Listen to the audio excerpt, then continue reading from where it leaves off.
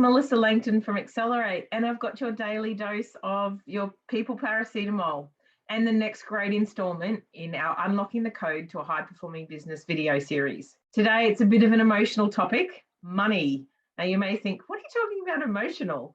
I've got the amazing Melissa Meagher from Talking Money, who's a money mindset and business coach. So stick around to find out exactly what a money mindset coach is. And there's a really interesting fact I found out about Melissa. I'm not going to reveal it now, but definitely stay tuned for that because it's hilarious. Okay, thanks so much and enjoy. Hello, Melissa. It's Melissa. How you going? Hi, Melissa. How are you? Fantastic, Melissa. So this is the wonderful Melissa Meagher from Talking Money we have here today, and I'm so pleased to have you to have a chat too. How are you? Good. How are you? Not bad. You know, it's what's today? Thursday. So really great. I know. Have a conversation with you, and even better to be able to have a conversation with all of these lockdowns and everything that's going on in the country. So really great to have a chat with you. So yeah, great. Thank you for having me. It's my pleasure. Can you please tell who is listening or watching, who the hell are you and why do you do what you do? How long is a piece of string? How long have you got? Obviously my name is Melissa Meagher, and I'm a money mindset and success coach. So I have a business called Talking Money. So my favorite term is, I come in on the money, but it's actually never about the money. So what I do is a combination. What that actually means is I do a combination of, mainly, finding money for people and saving money for people. So by really getting clear of, knowing their numbers and understanding what makes up their money pot. So getting that clarity and awareness and efficiency around their personal finances, their cash flow, their money management. So basically all things money when they're talking about, when we're talking about people's personal finances. Usually those people are actually business owners, so it can be very much mirrored into your business as well, what I do with them. But that's about, getting back to, I come in the money, but it's never about the money. So that's about 10% what I do. Very, very important to get that done. But the other stuff that I really love, and I mean, I guess where my passion is the other 90%, which is around people's money mindset, their relationship with money, their money beliefs, their money identities, their programming, all that sort of stuff. Because what I know to be absolutely true is you can set as many budgets and spreadsheets and cash flows and whatever up, in your sort of external world. But if you don't understand what's driving that motivation and behavior around your, with your relationship with money, none of that will be sustainable. So it's really important to clear the space and get everything, rocking and rolling. But even more importantly than that, it's actually really understanding what's driving those motivations and behaviours of our money. So what sort of relationship do people have with money? It's really, that's a great question actually.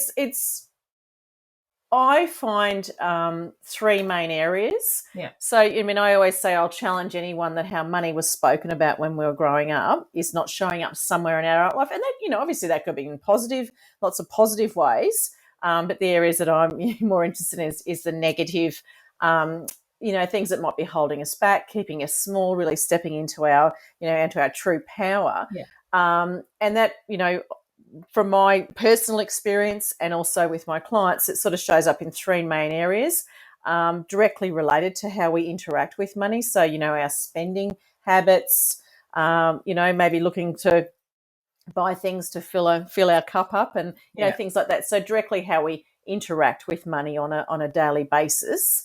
So that's the first area. The second area is showing up in our personal relationships. So, if I had $1 for every time someone said, we don't fight about anything except money.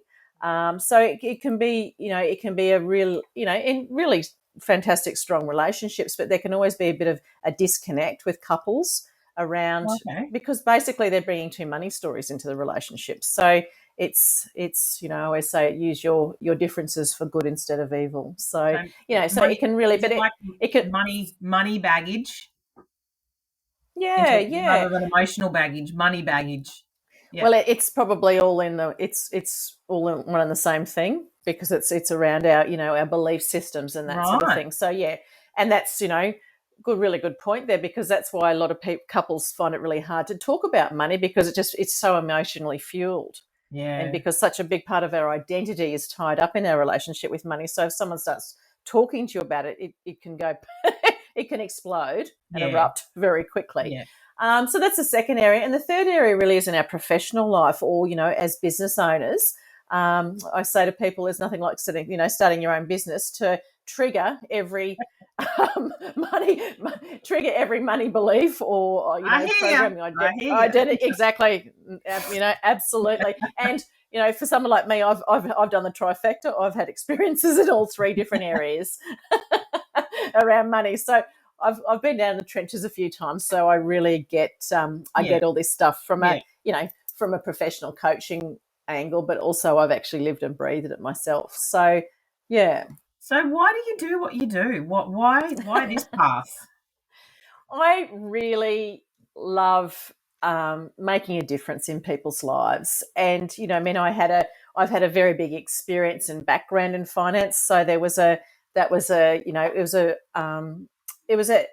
transition into starting my own business 6 years ago.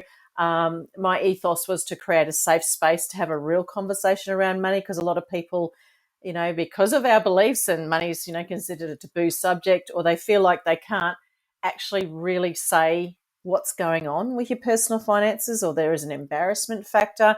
And, in my career in finance, I used to see that a lot. People are very, very good at what they did.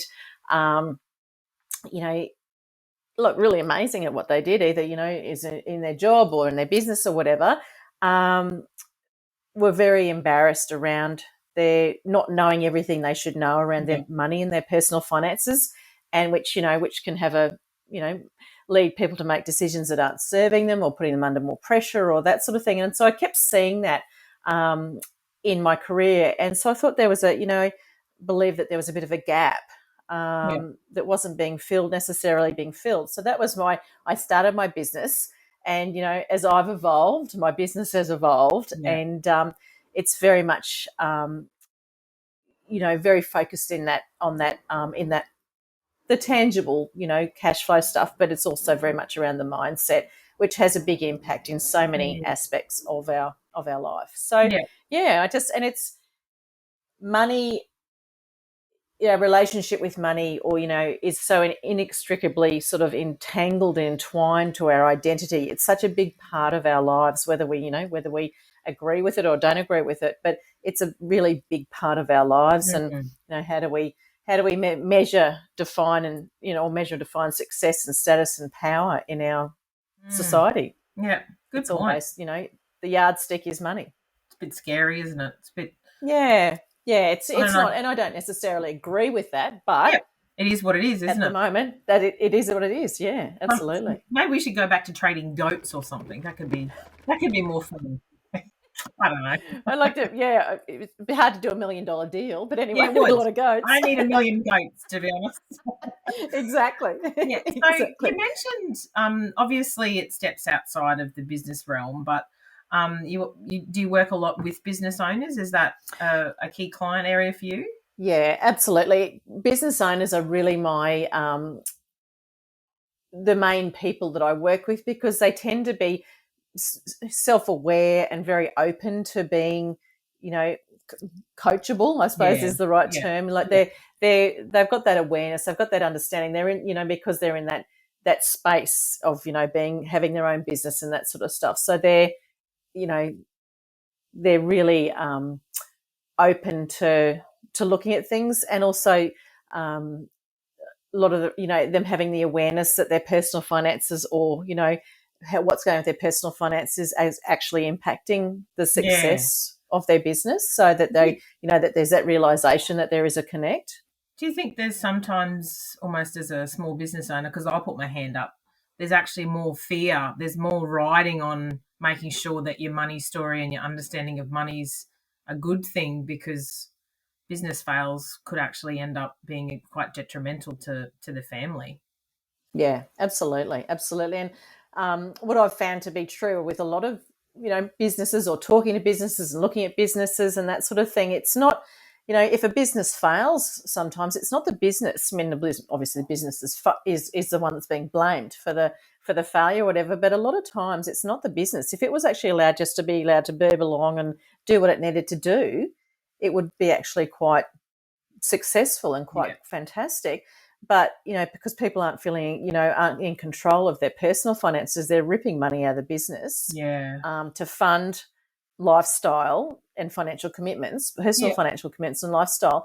And that's actually what can have a huge impact on the success or failure of a business. It's not the business per se. It's actually what's going on with people's personal finances. So I have seen that and experienced that. So that's why it's such an important thing to really know what your personal financial commitments are. Yeah. And you really need to factor them in as an expense in your business. Okay. So what tips would you give to be a successful business owner or to have a high-performing business if everything's so linked? I think it's it's going back to, I was thinking about how I was going to answer that question for you today. And I dropped down things, but the first thing is if you can turn your passion and what you love into making money, like that's just, that's an amazing thing it comes down to actually, do something that you love. That's the beauty of actually being in our own business and having our business. And, when you ask me why I do it, I love working with people. And I love, and a lot of us are in that space, but it's just, if you can do something you love and make money from it, never a day in our life feels like work. Yep. I feel very, very honoured that people share, probably the most intimate part of their lives, which is their money and their finances and what's actually really, really going on. We pull the curtain back and shine the light on exactly what's going on. And I feel very honoured to for people to share that, but also and then to be able to make a difference and get amazing feedback about the difference that I do make. Yeah. So to be devil's advocate, though, there's lots of people out there that have tried a business because they thought that there was a product that they love. They love this particular product or love this particular process, and they've started their business, but they've fallen flat on their face. What do you think makes, I guess, the difference when you see your clients that go on to have successful businesses and those that still struggle and eventually realize that having a job is just so much easier? I think I've got about 3 answers to that question. I think some people are built to have their own businesses and some people are not built to have their own businesses. And I think, having that awareness, neither's right or wrong or good or bad, but there's, that old saying, if businesses were easy, everyone would be doing it. You know what I mean? So there's, there's a particular mindset or, there's lots of terms you can use it. Stubbornness, entrepreneurial, is non-conform. Things outside the square. There's lots of different things that you can use to describe it. But some people are very suited to that space, and some people aren't. And having that realization of which camp you sort of sit in is probably a really important thing. Yeah. The other thing would be just because you think it's a good idea doesn't necessarily mean it's a good idea. Yeah. Yep. I think we're all guilty of that. Yeah. So I think it's doing your homework and doing some market research before you actually put a lot of money and blood, sweat, and tears into a business.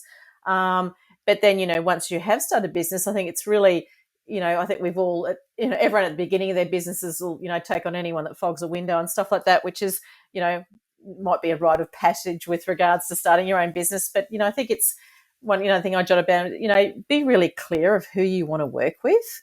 And, we can use all the marketing lingo of having your niche market or your, all that sort of stuff. But I think it's just being really clear who you want to work with. Because, that's the other benefit of having your own business is that you work with people that you like and that you want to work with. All my clients, I would consider, they would all be friends of mine. That's not that means that I need to be friends with them, but, they're people that are, similar values, similar to, similar to the core values and beliefs. And so it's very easy to work with those people Yeah. because we're coming on the same, coming from the same angle. We're not all exactly the same, but look, we get it. We get each other. So I think that's, be really, really clear on who it is that you want to work with. Yeah. Going back to our internal, and this is coming from very personal experience, is if you can clear as much of your internal blocks and identities and stories and mindset, if you can make clear that as much as possible, and so you're not bringing that into your business, I think that's a really important thing to do if you're in a position of not even starting a business or starting a new business. I think that's try and be as clear as you can moving into a business. And I think, that really brings what you were saying around self-awareness and clarity. That's a combination of the two, isn't it? You've got the self-awareness of what you need to clear. Once it's clear, you've got clarity around, well, this is what I need to be doing. And if it's exactly. And what space you want to step into. I support a number of clients that are transitioning out of, a lifetime of corporate, a lifetime of being employed, and, which obviously comes with a big, strong identity. And, as I talk to them about actually having a, incubation period to actually go and do some stuff to really clear whatever needs to be cleared from that space. And so you're not taking that into your business. And, ask me how I know. Yeah. I didn't do that. Yeah. I wish I had. Yeah. So, I think it's just being really clear on, and, and as you said, if you can do that and spend that time doing that, you will be very, very clear on actually what you want to do in your business. I think that's the beauty of that, because you're not bringing any of the other old sort of baggage with you around what you think you should be doing or what you think it should be looking like, and that sort of thing. So I think that's really important. The other point that I had was, it's always important to have a plan, but also be flexible and fluid and open to, other opportunities coming into your business. So don't be so, on a single minded of, this is the way it's got to be, this is the direction I've got to go in, because sometimes if we're like that, we can miss these amazing opportunities that sort of come from over here or over here. So just to sort of be open to other opportunities or other, things that could come up, which, obviously a lot of people have had to do that by for survival in the last 12 to 18 months. In a core skill, hasn't it? The whole word of pivot. I haven't heard pivot. Exactly. I know. Well, I was avoiding the word pivot. But yeah, look, it's just to be, obviously have a plan and a strategy and stuff in place, but also have that flexibility to be able to look at other, opportunities that come in as well. Yeah. That's awesome. Well, really looking at all of that in summary, it's really that self-awareness, creating that clarity. But then once you've got that, if you don't have the flexibility around your plan, you probably fall flat on your face anyway. That's excellent. So I'm all about human resources, obviously, Mel, and it's the human part that I actually really wanted to focus on today. So thank you. But I am dying to ask you, what is one thing that people wouldn't know about you? Well, it's a funny thing, and I did think of a few different things, but something just popped into my mind before we got on the call, is that, I'm a fairly, what's the word? Like out there, like I'm sort of, I'm pretty relaxed and stuff like that, but I've also got a part of me, and I actually have to match my pegs by colour when I put my washing on my line, which is probably something. You have to hang out washing per colour. I have to match my pegs, and usually all my people have come over and taken photos of my clothesline because it's a work. They think it's a work of art. Oh my! How many? So here's the question: why don't you just have all the same coloured pegs? I never even thought of that. No, because I like when I run out of pegs, I have to buy some new ones soon because I'm sort of running out enough of them to match. But yeah, so I can't. So sometimes if I'm really stuck, I have to do two different colours, which So you don't re-peg, like you don't go and put one coloured peg on one end and then go, oh, well, I've run out of the green, so I'll have to re-peg this pink one. No, I can do a combo sometimes if I'm stuck. That is one very interesting trait, Mel. Really interesting. So I'm really pleased I found that out about you. That's amazing. I hope we can still be friends though. Wow. But so it doesn't really fit in with my whole personality, but obviously I've got a bit of an OCD streak. Thank you so much for your time. I genuinely appreciate it. It's an absolute pleasure to chat and so exciting for the audience to be able to hear your story and your tips. Fantastic. Thank you so much. Thanks, Mel. Thanks for having me. Pleasure. Bye. See ya.